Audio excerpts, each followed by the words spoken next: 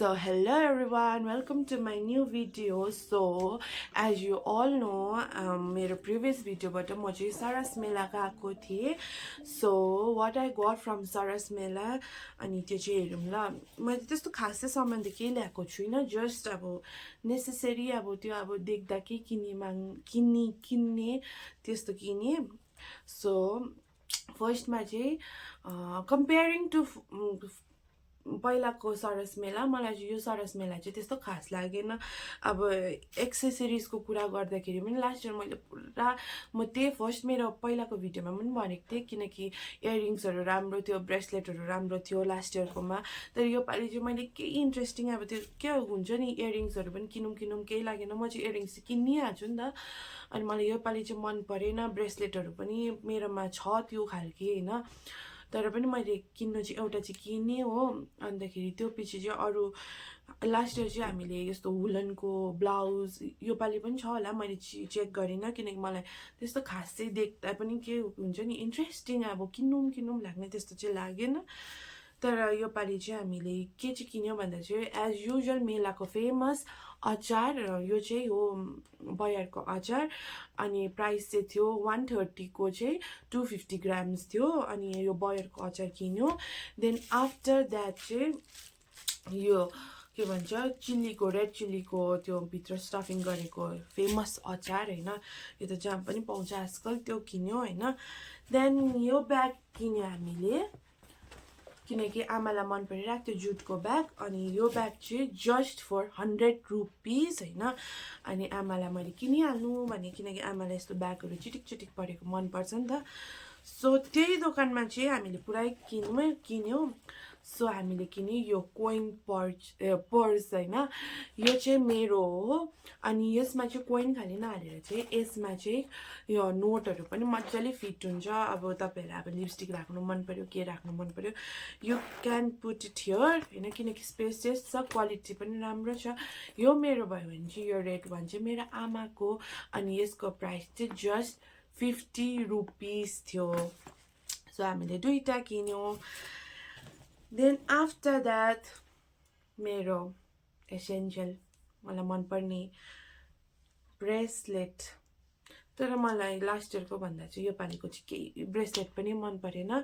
So अलिकति interesting यो अलिकति अब ग्रे थियो अनि सबैमा जान्छ भनेर चाहिँ यो किने ब्रेसलेट. ह्यान्डकफ ब्रेसलेट दुइटै हो.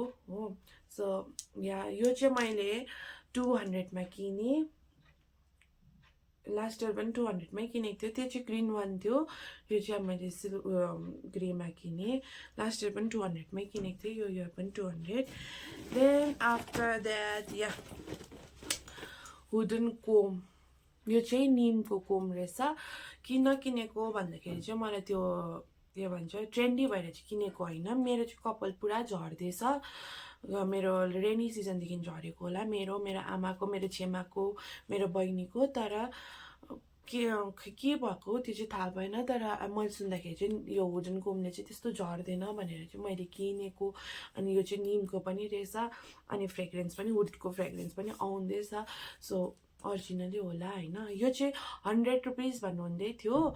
सो मैले घटाएर 80 रुपिसमा किने. मेरो चाहिँ बार्गेनिङ स्किल दामी छ, मेरो आमा र मेरो चाहिँ.